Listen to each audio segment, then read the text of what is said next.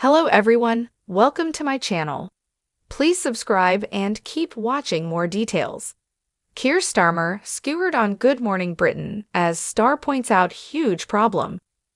Good Morning Britain shared that it is not good news for Prime Minister Keir Starmer, with huge concerns for the Labour leader.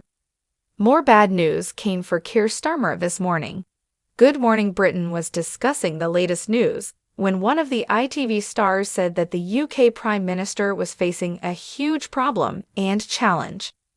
It comes as ministers are believed to be considering more changes to the controversial welfare bill as they frantically try to save Prime Minister Sir Keir Starmer from a defeat in the Commons, less than a year since he was elected.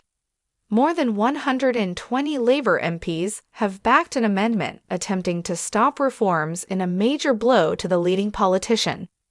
Reporter Louisa James responded as Kate Garraway said that there are huge concerns for the PM's job. She said, "It is hard to overstate what a huge problem this is for Keir Starmer, less than a year after coming into government with a big majority, now facing a huge challenge to his authority." She continued, "And the rebellion is showing no signs of slowing down." Reports of another 2 MPs have added their names to this amendment overnight, calling for these welfare proposals to be scrapped, and there seems to be conflicting views on what to do next. The reporter shared that Downing Street's current strategy is something of a halfway house, and they are pressing ahead with this vote. Louisa then added that Angela Rayner hinted, last night, that some concessions will be introduced to win over the rebels. Bethany Frankel discusses Lauren Sanchez and Jeff Bezos. However, there have been reports that the concessions will be limited and specific.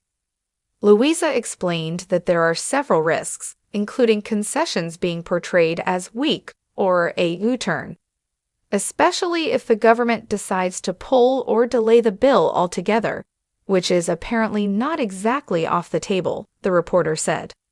And then there is the fact that there is a perception from some MPs that the Prime Minister just doesn't understand that more than a quarter of his party is unhappy with one of his major policies.